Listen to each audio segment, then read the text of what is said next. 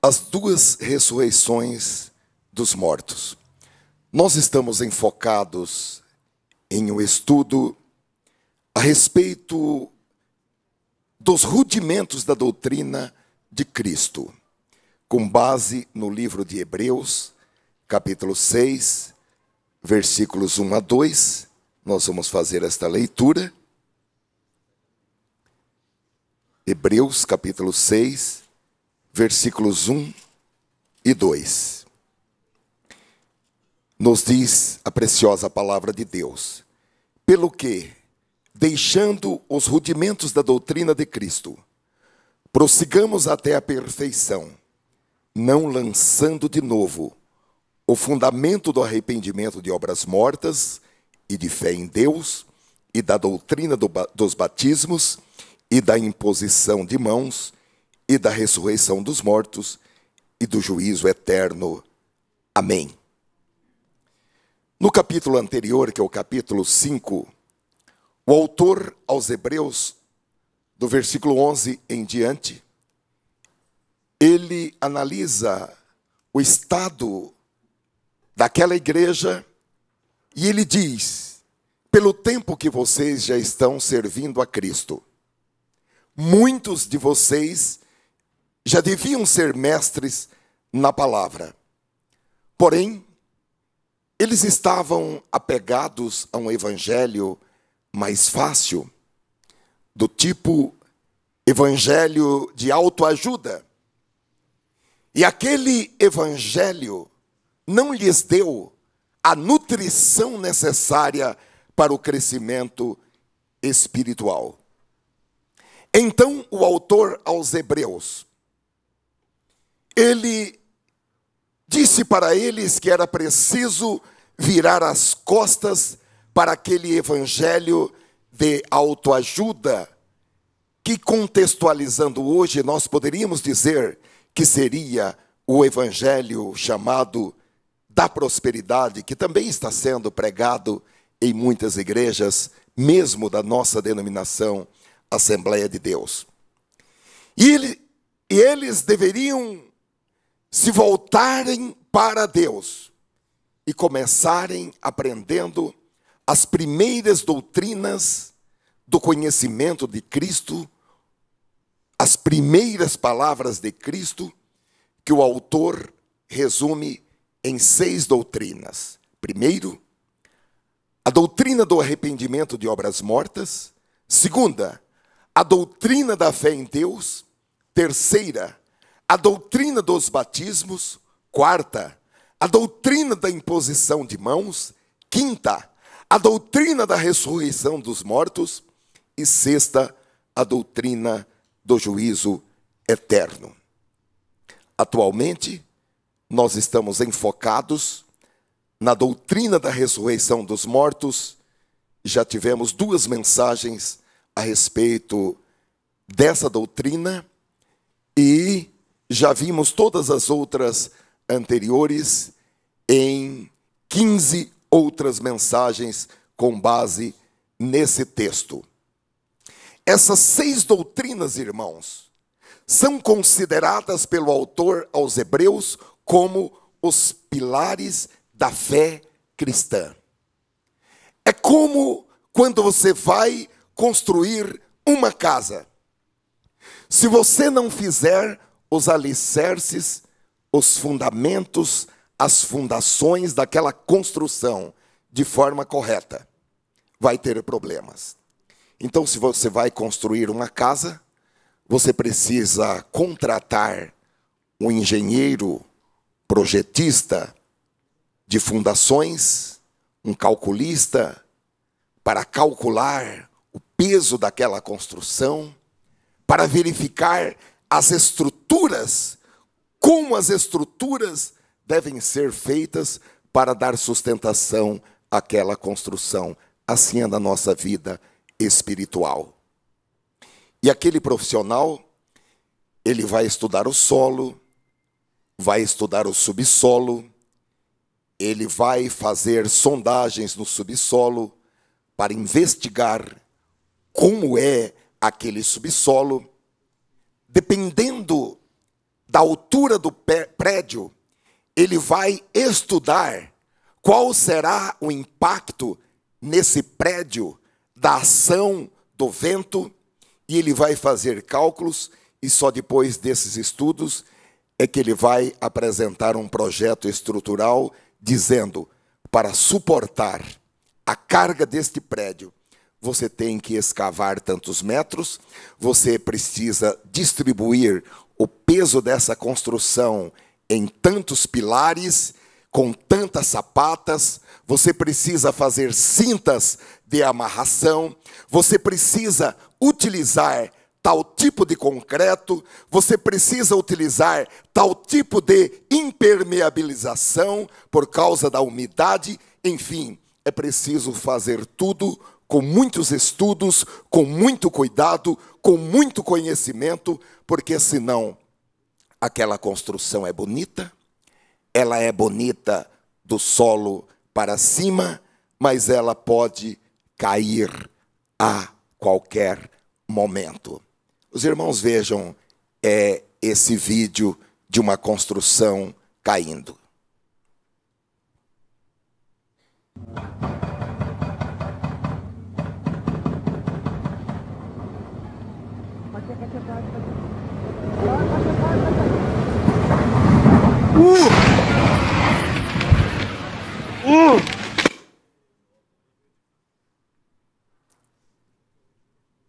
Problema nos fundamentos. Problema na base estrutural. O autor aos Hebreus diz que todo crente precisa estar versado nessas doutrinas, porque elas são os fundamentos. O arrependimento das obras mortas, a doutrina da fé em Deus, a doutrina dos batismos, a doutrina da imposição das mãos, a doutrina da ressurreição dos mortos e a doutrina do juízo eterno. O crente precisa estar apoiado nessas doutrinas. Recentemente, irmãos, o ano passado, mais precisamente, caiu um viaduto em Belo Horizonte, matando algumas pessoas e ferindo outras. Nós vamos ver dois vídeos desse viaduto, que é o viaduto Guararapes, na cidade de Belo Horizonte. E por que caiu? Caiu por um erro de sustentação das vigas. O viaduto, ele estava sustentado em vigas. E o calculista errou no momento de fazer o cálculo de sustentação dessas vigas. Vejam aí esse vídeo, irmãos.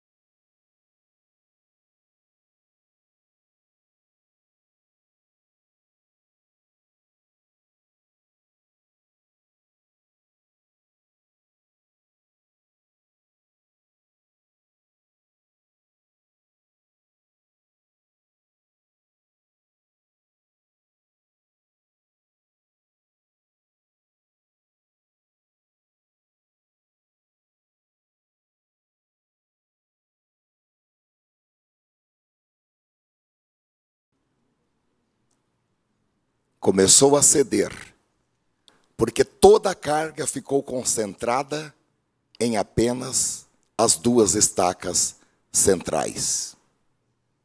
E o que aconteceu? O viaduto caiu.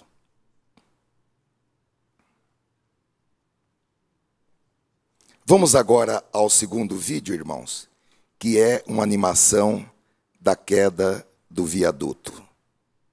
O crente precisa construir a sua vida cristã e desenvolver a sua salvação apoiado nas Escrituras, na doutrina da palavra de Deus, de maneira correta. Existem estruturas da palavra de Deus para sustentar a vida cristã, porque senão o crente, ele corre o perigo, e não é um perigo qualquer, é um perigo espiritual, e ele pode cair e pode se machucar. Porque existem tantos crentes com problemas pessoais, com problemas psicológicos, porque existem crentes enfrentando dificuldades psicológicas, quando não há desvios químicos no seu corpo. Quando é um desvio químico, tudo bem, é um desvio químico. Agora, o que nós não podemos admitir é que um crente viva com algum tipo de neurose, sem que ele tenha algum tipo de substância no seu cérebro. O problema não é um problema médico, químico, é um problema na alma, é um problema espiritual. Isso não pode ser admitido no meio do povo de Deus. E por que isso acontece? Falta de conhecimento das Escrituras. O meu povo está sendo destruído porque não conhece a palavra. Vejam os irmãos como caiu o viaduto.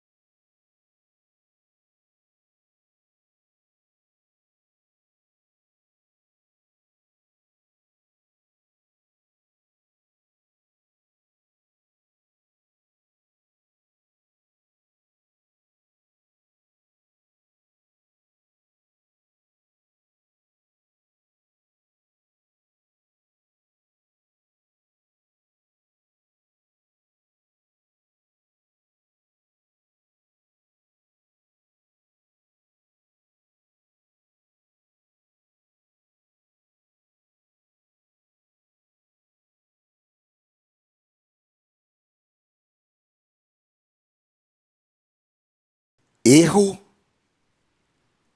na construção dos fundamentos. Erro na construção dos pilares. E o autor aos Hebreus diz que na nossa vida cristã, nós precisamos desses fundamentos que são 6. 6 estruturas, 6 fundamentos, 6 pilares. A doutrina do arrependimento de obras mortas, a doutrina da fé em Deus, a doutrina dos batismos, a doutrina da imposição de mãos, a doutrina da ressurreição dos mortos e 6ª, a doutrina do juízo eterno. E o conhecimento dessas doutrinas, irmãos, não pode ser um conhecimento simples, um conhecimento popular, um conhecimento raso. Nós temos que escavar a palavra. O poço é fundo, mas o Espírito Santo nos dá o meio para desse poço fundo tirar a água viva. Aleluia. Para isso nós temos que buscar a revelação do Espírito Santo, para que nós tenhamos um conhecimento que é capaz de suportar os ventos das heresias, que é capaz de suportar as tempestades das doutrinas de demônios, porque nós estamos vivendo o ápice de um tempo, o ápice de uma época, que já nos dias do apóstolo Paulo, em 2 Coríntios capítulo 4 e versículo 1, ele adverte na presença de Deus e de Jesus Cristo, que há de julgar os vivos e os mortos por sua manifestação e por seu reino. Ele diz: eu o exorto solenemente, pregue a palavra, esteja preparado a tempo e fora de tempo, repreenda, corrija, exorte com toda paciência e doutrina. Pregue a palavra com paciência, pregue a palavra com doutrina, pregue a palavra com calma e com amor, mas repreenda, corrija, exorte, porque virá tempo em que não suportarão a sã doutrina. Pelo contrário, sentindo coceira nos ouvidos, segundo os seus próprios desejos, juntarão mestres para si mesmos. Eles se recusarão a dar ouvidos à verdade, voltando-se para os mitos. Eu quero dizer para os irmãos, e com isto eu encerro, que há milhares de crentes, que jamais conseguirão distinguir as diferenças entre as doutrinas das diversas religiões e das diversas igrejas. Para a maioria das pessoas, dos crentes, não existe diferença. Está falando o nome de Deus? Tá, então tá bom. Isso é uma mentira de Satanás. Está falando o nome de Jesus? Tá, então está bom, porque não é assim que a Bíblia diz. Quando nós abrimos o Novo Testamento, nós vamos encontrar vários alertas claros contra as falsas doutrinas. Mateus capítulo 7, versículo 15, acautelai-vos dos falsos profetas. Colossenses capítulo 2, versículo 8, cuidado que ninguém vos venha a enredar com a sua filosofia e vãs sutilezas. Hebreus capítulo 13, versículo 9, não vos deixeis envolver por doutrinas várias e estranhas. 1 João capítulo 4, versículo 1, amados, não deis crédito a qualquer espírito, antes provai os espíritos se procedem de Deus. Porque se alguém vem com uma palavra espiritual que não procede de Deus, você tem que falar: para trás de mim, Satanás. Ah, mas ele é meu amigo. Para trás de mim, Satanás. Mas ele é uma pessoa da minha amizade. Para trás de mim, Satanás. Aleluia. Essa é a nossa obrigação, irmãos. Aleluia. E nós, como pastores, como obreiros, nós temos a obrigação de alertar o povo de Deus contra os falsos ensinos. Porque esses ensinos, irmãos, de que o Novo Testamento está falando, que são heresias, que são doutrinas de demônios, eles são apresentados com uma lógica tão coerente, com uma sofisticação muito forte, com um poder de sedução tão atrativo, tão convincente, como por exemplo, a doutrina da quebra de maldições, que é uma doutrina contrária ao poder do sangue de Jesus, mas que é apresentada com uma lógica tão forte, que até os escolhidos podem ser enganados. A nossa obrigação, irmãos pastores, tanto os pastores como os presbíteros, pregadores aqui na igreja, professores de escola dominical, líderes, maestros, a nossa obrigação é ir colocando placas, é ir colocando avisos, é ir dentro da palavra de Deus e da revelação do Espírito Santo, advertindo, advertir as pessoas, para que elas se conservem aptas para ouvir o que o Espírito diz, porque há uma voz inconfundível que diz: este é o caminho, andai nele, sem vos desviardes, nem para a direita e nem para a esquerda. Então, meus amados irmãos, vamos procurar dominar estas 6 doutrinas, que são os fundamentos, que são as pilastras. Se você, como os crentes hebreus, que tiveram que aprender tudo de novo, se você tiver que novamente se assentar, depois de 20, 30, 40, 50 anos de crente, se você tiver que novamente se assentar para aprender os rudimentos da palavra de Cristo, quais sejam a doutrina do arrependimento de obras mortas, segundo, a doutrina da fé em Deus, terceira, a doutrina dos batismos, a doutrina da imposição das mãos, a doutrina da ressurreição dos mortos e a doutrina do juízo eterno. Se você puder fazer isso, faça, porque vai ser muito importante. É o caminho para a perfeição.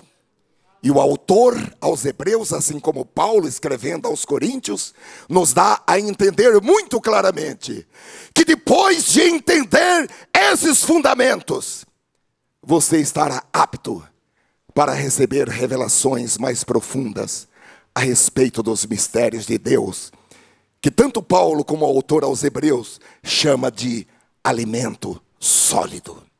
Oh, aleluia! Aleluia! Nós vamos parar de beber leite. É muito gostoso tomar leite, o leite é nutritivo, mas nós queremos ir para o alimento sólido. Amém, irmãos? Eu quero pedir que todos, por favor, se coloquem de pé. Oh, aleluia! É chegada a hora, irmãos, de comer alimento sólido. Glória a Deus nas alturas. Glória a Deus nas alturas. Aleluia.